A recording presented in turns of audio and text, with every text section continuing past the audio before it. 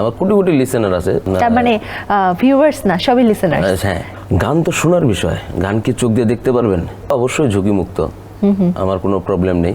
গানের পাশাপাশি আমি চাকরি করি, আমি কম্পিউটার এক্সপার্ট। ছোটবেলা থেকে একটা ভবঘুরে ব্যাপার ছিল, বাউন্ডুলে ব্যাপার ছিল, সেটা কি এখনো আছে? না, এখন আর তেমন। এখন পুরোপুরি সেটেল।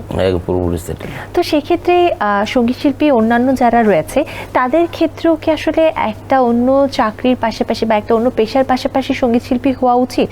সঙ্গীত শিল্পী শুধুমাত্র এই একটা প্রফেশনে কি পুরোপুরি ঝুঁকি মুক্ত নাকি ঝুঁকিপূর্ণ, কি মনে হয় আপনার কাছে? আমরা তো বিভিন্ন মাধ্যম দেখেই আসলাম।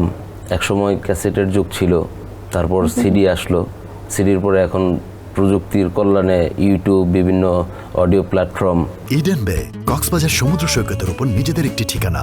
মাত্র 5 লাখ টাকায় আপনিও হয়ে যেতে পারেন এই হোটেলের মালিক।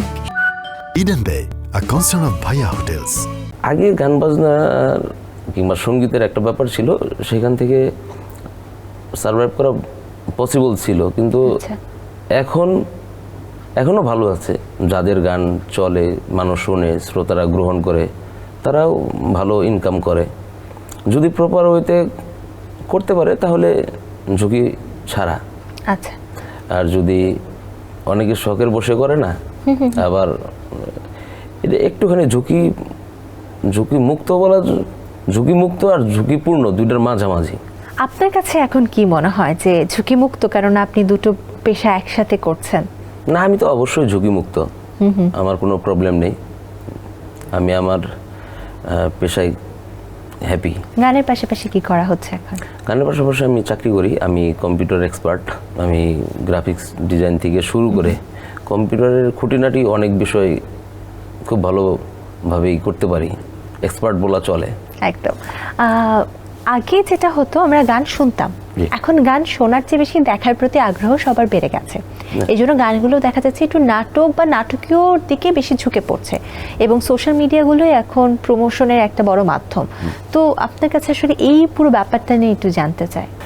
গান তো শোনার বিষয়, গান কি চোখ দিয়ে দেখতে পারবেন? সবসময় গান শোনারই বিষয় ছিল। এখন মানুষ, আমি যদি আপনাকে না দেখাই, আপনি কি দেখতে পারবেন?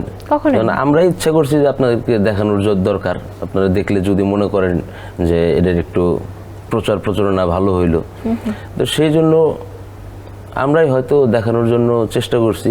দেখতে দেখতে মানুষ অভ্যস্ত হয়ে গেছে, এখন ভিডিও ছাড়া হয়তো অনেকের গান চলে না। কিন্তু আপনি খেয়াল করলে দেখবেন, বিশেষ করে আমি অন্য কারোটা বলতে পারছি না, আমারটাই আমি বলতেছি। আমার অনেক গান আছে যেগুলো লিরিক্যাল ভিডিও, অডিও গান ইউটিউব প্ল্যাটফর্মে আছে, সেখানে আপনি কোটি কোটি লিসেনার দেখতে পারবেন। ওগুলো তো আর দেখে নাই, ওনারা শুনছে। হ্যাঁ, আমার কোটি কোটি লিসেনার আছে। আমার বেশিরভাগ লিসেনারগুলো সব লিসেনার, তার মানে ভিউয়ার্স না, সবই লিসেনার। হ্যাঁ, কারণ গান শোনার বিষয়, তাই দেখলে আসলে হয়তো চোখের ক্ষুধাটা মিটে, বাট কানের ক্ষুধাটা মেটানোর জন্য গানটা শুনতে হবে প্রপারলি। অবশ্যই।